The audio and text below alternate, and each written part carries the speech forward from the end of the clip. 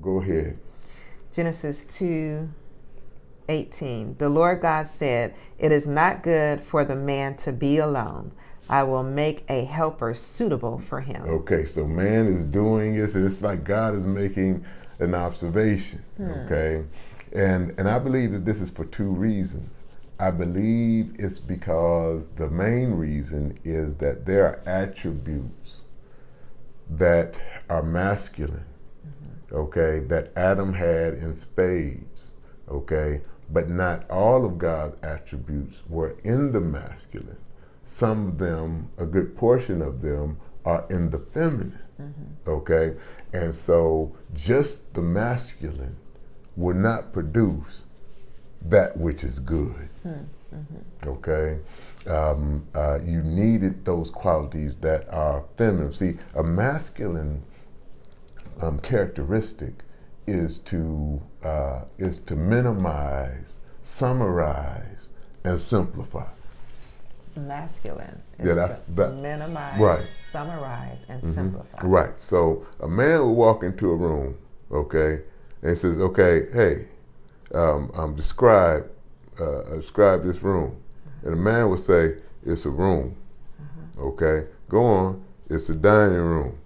Go on. It's a dining room with a table and some chairs. Okay, but a woman will come in and she'll tell you the color. She'll tell you about the brass fixtures on this and how it works, and it needs a little bit of this and that. And if we had this here, and it's detail, okay, in many senses, is that attention to detail is generally a feminine attribute, okay, and that's not. I mean, you have male accountants and various things like that, but in the general aesthetics and things of that nature, women tend to live with a whole lot more details in their minds than men do. It kind of gets on our nerves, all the details and various things. We're kind of big picture thing. We look at the big, and it's important to look at the big and filter out the details. Okay, that's what leaders do. Okay, they see the vision, they see the big picture. Okay, but then you have to be combined with that person that not only sees the details but goes to work on the details. Okay, and so on the executive side, okay, you have the vision caster, okay, and that person is that CEO. But then on the operational side, okay, you have the detail person. That's the COO, okay, because they're both equal in essence.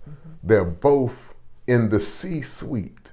Okay, they're both chiefs. That's what CEO means, Chief Executive Officer. But she is the COO. She is the Chief Operational Officer. Both are chiefs. Okay, both have a board seat. Okay, but they have different responsibilities. The difference between the two is the COO casts the vision. The CEO makes sure that it happens on a day-to-day basis, and the CEO is more concerned with the 5-year plan. Okay, the COO is more concerned about today. Okay, and how are we going to get to 5 years? Okay, and that is and there is no shame or degradation, okay, between the functions and the status of the CEO or the COO. Okay, the chairman, God, needs both in full operation, doing what they're doing. Now, why he gave one the CEO and one the COO is that was just because God did it that way, and he's able to do it that way. It could have been the other way around, and it would have still been right if God did it that way. You see, but we can't. The maker, the made thing can't say to the creator, why did you make me this way? Okay, he can make you anything. He can make you a worm, okay, a dung worm that swims through dung all your life and make you just as happy as you can possibly be, okay, and you have nothing to say about that because he's the creator, okay, and you're the created, and we got to get a grip on that. Okay, and and that's for our own good. Okay, and so let's be ourselves. Let's do our thing. Let's understand what God has created us for, what our roles are, and let's get in order. Okay, because we can't be happy out of order. We can get our way out of order, but we'll never be happy. So that's a beautiful example of marriage, CEOCOO, in a single home. How does this play out? Yeah. I mean, in the singles home, the single is both. Okay, they're both. Now, this is in today's terms. For most of the history of mankind, up until 100 years ago, okay, you were part of your larger family that produced you. Okay, your grandfather is your CEO. Okay, and he's running the families he's running your parents. And he's running his parents till he gets old. Then your dad takes over, or whoever the oldest is of the siblings of your uncles and aunts, and they would take over. But now where culture is much more independent, people go off on their own when they reach a certain age, and they do for themselves, and they start. Individual enterprises, which it's neither good or bad. There were good things about the old way, and there were negative things about the old way, and things may not last like this even in the future. Necessity may make us go back to the old ways, and now we can. A youngster just starting off can become rich fast enough to not need the support of their parents. Okay, that can change.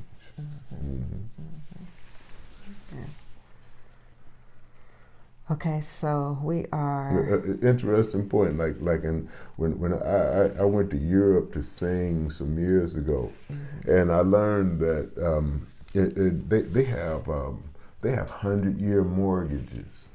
I remember you telling me. In Europe, and that's because the family structure. 100-year mortgage. Yeah, 100-year mortgages, mortgages that would outlast you, that would be paid off over multiple generations, and that's because the home was stable like that, and you never got off your land.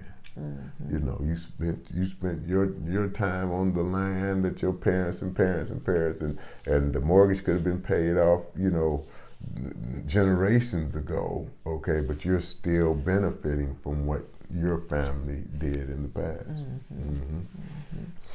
So it says, the Lord God said, it is not good for man to be alone. I will make a helper suitable for him. This kind of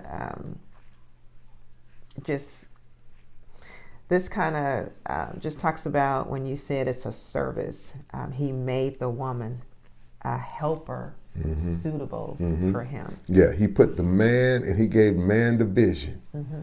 Okay, the creative vision. And now he needs help. Okay, and that's the woman's role. Now the man needs to understand that. See, that's what the woman understands that instinctively, because that's what she does that right off the bat. She will start to, a man would say nitpicking, okay, or the other unflattering terms, but that's not what's going on. What's happening is she's taking her role as helper seriously. And her job is to refine the vision. But when we're dating, we don't even talk about vision, okay? We date to have sex.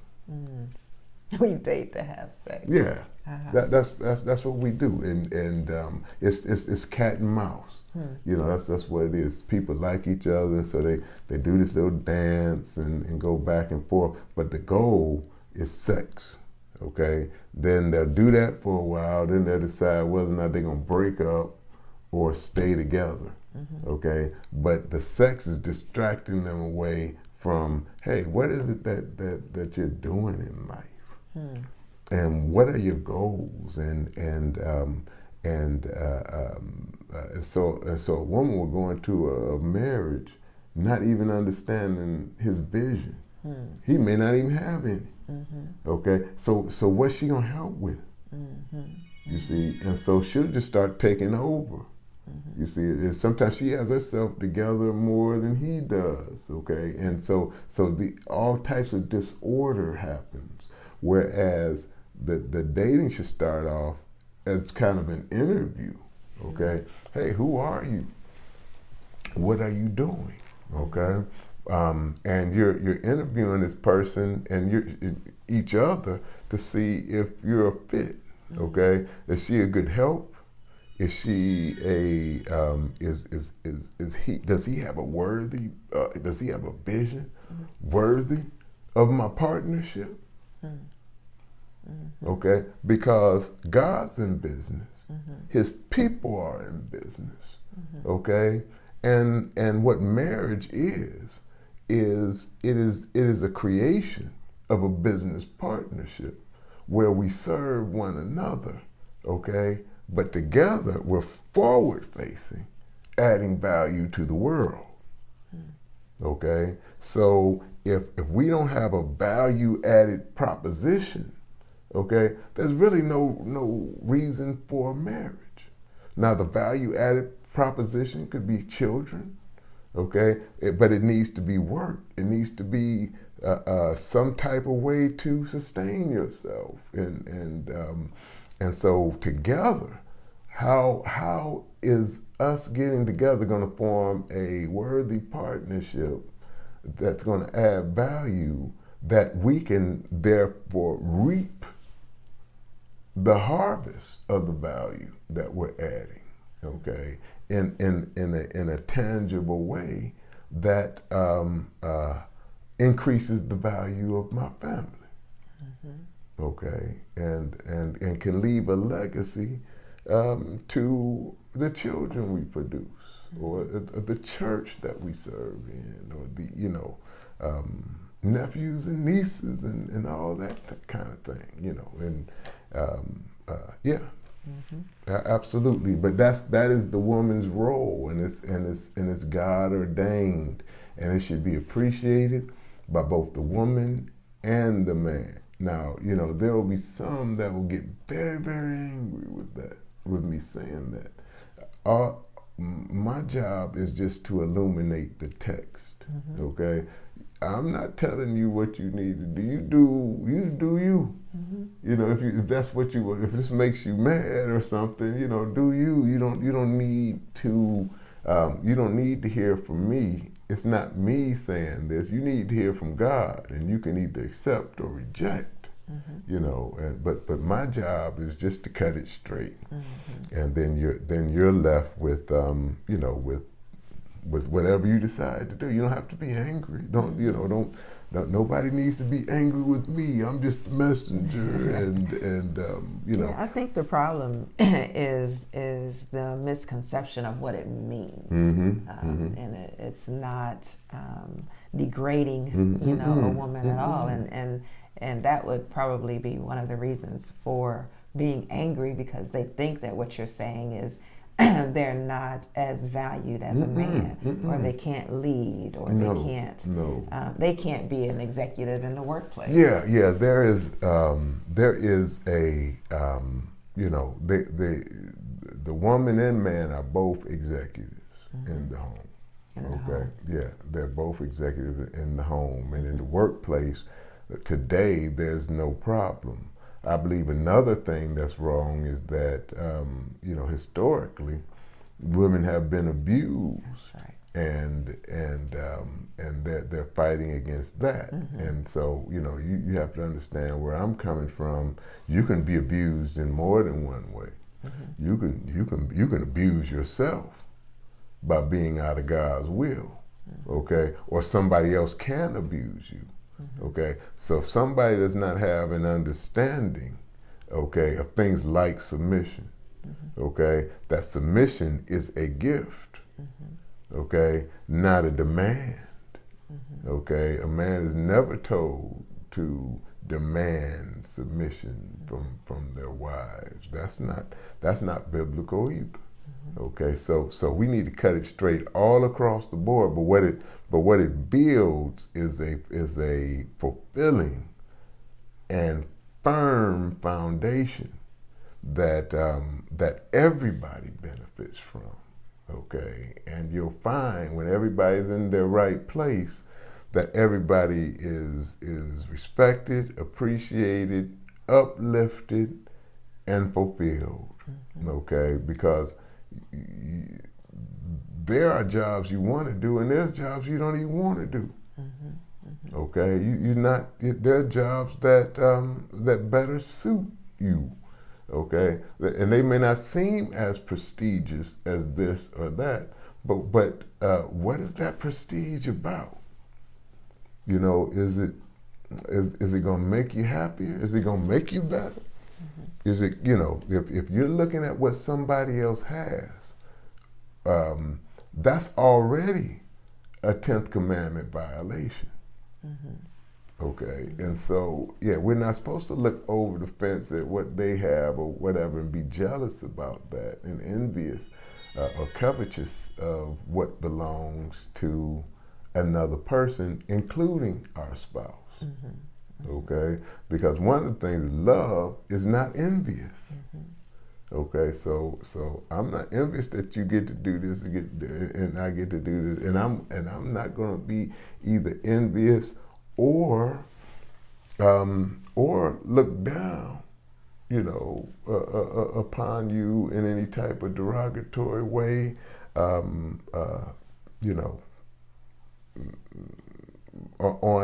your role. I value that. It's the same with management and labor. Okay, management without labor is nothing. Okay, labor without capital formation and management is nothing. Because labor has nothing to build without capital and vision. Okay, and capital and vision cannot fulfill their vision without labor. Okay, one is not up here, one is not down there, or anything like that. And there's abuse. There can be abuse from either side of that equation. Okay, because labor is management. Okay, and capital formation is a rarer skill. Okay, than labor. Okay, but labor still needs to get their fair share of profits. But profits have got to be made, and they don't come out of thin air. You see, and they're very rare. Okay, profits just don't happen. Okay, profits must be dragged from this world, kicking and screaming. You see, and it's a skill to drag them out. See, and so it's the same type of thing. Everybody has their place, and but there needs to be fairness, okay, across the board.